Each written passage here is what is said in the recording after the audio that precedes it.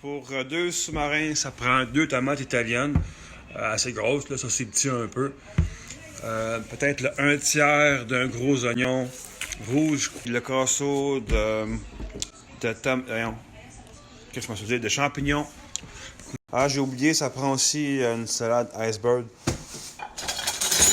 Un couteau qui coupe. Sinon, vous allez sacrer tout le long. Ah, puis laissez faire les petits couteaux felvettes là, de 4-5 pouces ou genre de cochonnerie du genre, même si ça coupe, là. Ça prend un vrai couteau, là. Une affaire dans ce genre-là, là, que tu peux, que tu as de la poigne, là, puis que tu peux couper avec. Puis là, je peux pas me filmer puis couper en même temps. Fait que la salade, moi, je la coupe vraiment comme ça, là. En genre de... Bon, je sais pas, moi, j'appelle ça des petites lanières, là. C'est ce que ça donne quand je l'ai coupé. La salade, ça en prend quand même pas mal si vous êtes deux, là. Ou plus. Moi, je suis tout seul, là, fait que j'en ai coupé... je pense que je vais en avoir assez. Puis dans la salade, faut la laver, là. Moi, je mets un peu de persil dedans, avec un peu de basilic. Ouais, puis le basilic, là, je vous dis, c'est vraiment juste un peu, sinon ça va goûter trop, là, puis c'est vraiment dégueulasse. Fait que c'est vraiment juste un petit peu. Moi, je calcule pas, j'y vais à l'œil, puis je vais avec mon nez. Comme ça, moi, c'est correct. Tu le vois qu'il y en a dedans, puis ça sent un petit peu. Fait que c'est correct. Les oignons, je les tranche vraiment, mais vraiment fin. Après ça, soit je les hache, ou ben je les coupe en... un petit peu dans le même genre que la salade, là, en longueur, mais vraiment fin. Ah ben oui, je peux filmer puis couper en même temps. Je vais trouver comment. Ça donne à peu près dans le genre... Ouais, non, je vais les recouper plus petits encore, c'est trop gros pour moi, ça. Ah, tu sais, ça c'est au goût, là. Bon, après avoir broyé sa vie à cause des crises d'oignons, encore une fois, moi je calcule pas, j'y vais à peu près à l'œil. Je rajoute de l'huile d'olive. C'est sûr que là, je suis tout seul, mais à deux, je mets 4-5 gouttes de tabasco, puis environ une cuillère à thé d'ail. Moi, c'est de l'ail comme ça là, que je prends. Fait que 1, 2, 3, 4. Ah, je suis seul dedans. 5.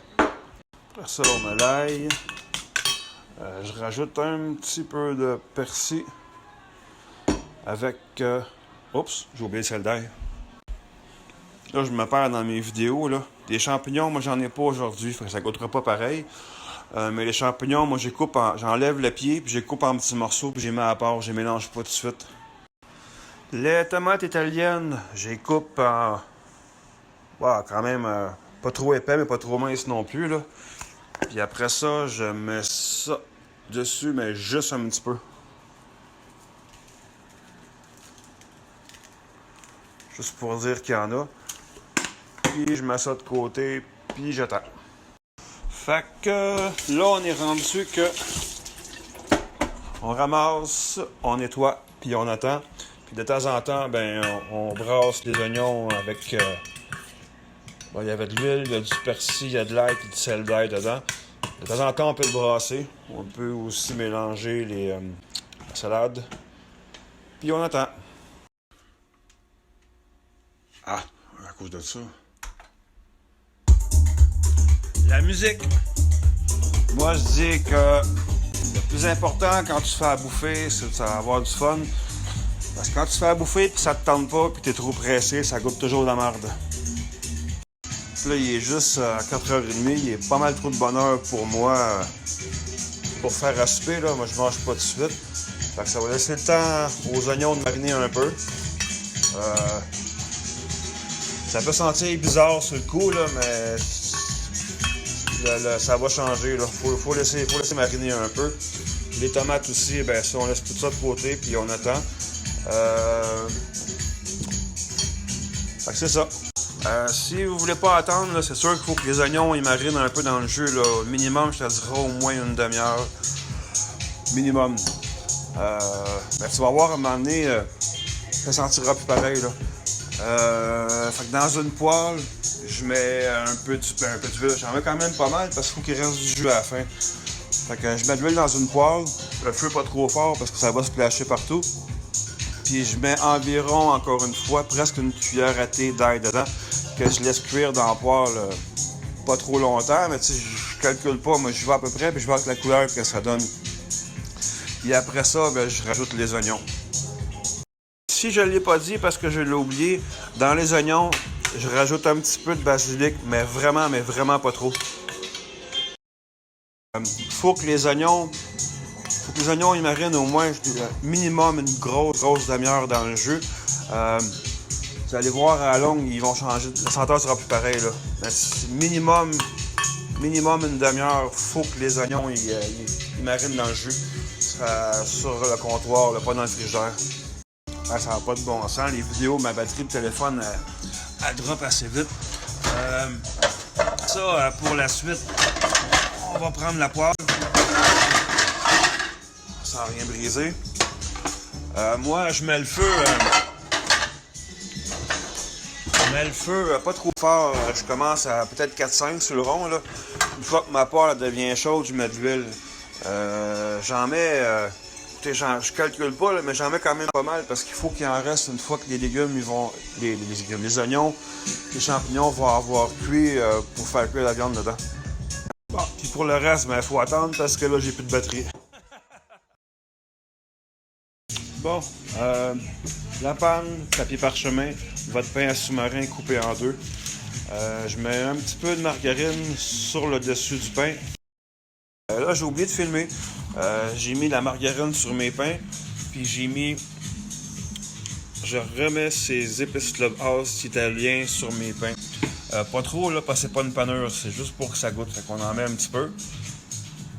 À peu près comme ça, puis on met sa panne de côté, puis on va continuer. Fait que si c'est trop chaud, baisse ton feu, puis tasse ta poêle 2-3 minutes. Quand c'est prêt, ben, on ajoute l'huile. Comme j'ai dit tantôt, moi j'en mets là, parce qu'il faut qu'il en reste, pas trop, là, mais il faut qu'il en reste après ça pour la viande. Fait que là, ma poêle, je sais qu'elle est due, il faut que je la cuise au vidange, j'en ai pas d'autres, ça m'en prend. J'en ai pas d'autres grosses comme ça, fait que c'est pour ça que je la garde. Fait que là, c'est chaud, on peut ajouter l'ail. Avant, on teste. Ouais, ça c'est correct. Oups, un petit peu trop chaud. Là, ben, je fais cuire l'ail un peu dans l'huile. J'attends une couple de minutes. Là, quand tu vois que l'ail commence à changer de couleur, c'est parce que pour moi, c'est prêt. On peut mettre les oignons.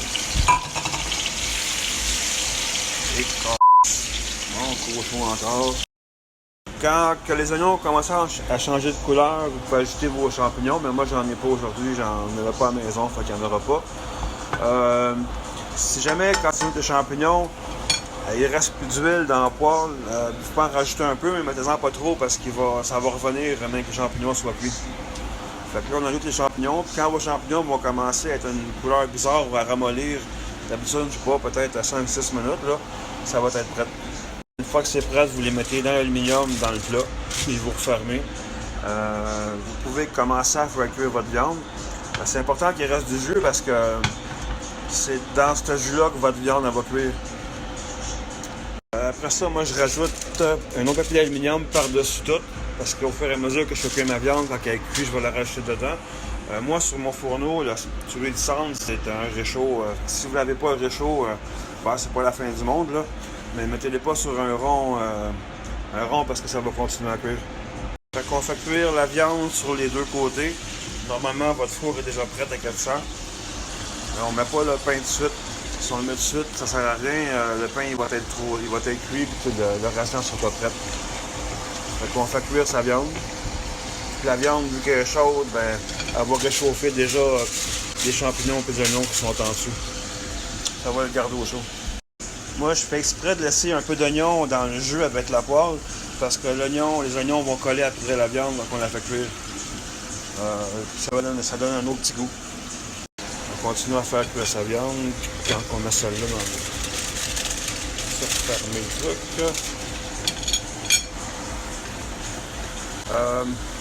Là, les paquets de viande, comme tout, ils ont rapetissé depuis le temps. Là, fait que c'est possible que pour deux, ça soit un peu juste avec un paquet.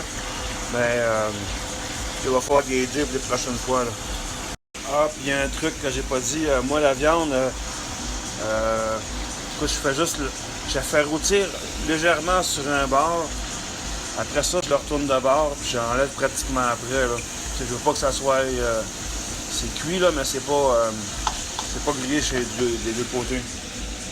Le jus qui reste de la poêle que j'ai gardé, c'est sûr que c'est pas santé, pas en tout, mais c'est bon en pareil. Des fois, j'en rajoute dans mon sous-marin. Une fois que la viande est cuite, on peut mettre les pains au four, mais c'est juste pour faire fondre le beurre là, un petit peu avec les épices. C'est à peine 2 minutes, il faut vérifier. Là. Il faut surveiller les pains parce qu'il ne faut pas qu'ils cuisent. C'est vraiment juste pour commencer à faire fondre le beurre. Une fois que le beurre, c'est plutôt la margarine, commence à fondre, ça commence déjà à sentir. C'est environ ça, 2 minutes. Fait qu'on enlève les pains du fourneau, puis on met le fromage. Le pain sur le fromage. Le fromage est sur le pain, on les remet au four. Puis encore une fois, il ne faut pas faire cuire le pain. Quand le fromage commence à fondre, c'est parce que c'est prêt. Peut-être 3-4 minutes, mais il faut surveiller. Là, j'ai fait l'erreur que mon fromage était congelé, fait que c'est plus long à faire fondre. Là. J'ai oublié de le dire, il faut sortir son fromage d'avance. Faut pas que ça cuise trop longtemps, sinon c'est ton pain qui va cuire et qui va venir sec, c'est pas bon. Ok, le fromage est fondu.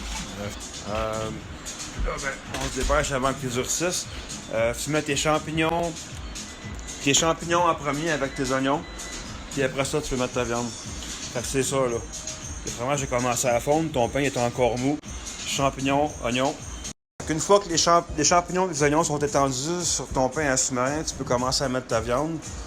Là, c'est sûr qu'un paquet à 2, ça va être short, là. Fait que commence par faire une rangée de viande sur chaque pain. Puis après ça, étaler jusqu'à temps qu'il n'en reste plus, là. Tu mets ta salade. Tu t'en mets comme que t'en veux. Puis par-dessus, on va chercher les tomates. Moi, j'en mets 3 par pain. Puis c'est ça. Bon appétit. M'oublie pas, avant de mettre ça par-dessus, goûte-y avant. Parce que ça risque d'être pas mal salé. Fait que goûte ton sous-marin avant, puis si tu trouves que ça manque de goût, rajoute l'huile, puis tu me diras qu'est-ce que t'en penses. D'habitude, un sous-marin, tu manges ça sans ustensile, mais de la façon que moi je l'ai fait, t'as pas le choix. Ça prend un couteau et une fourchette.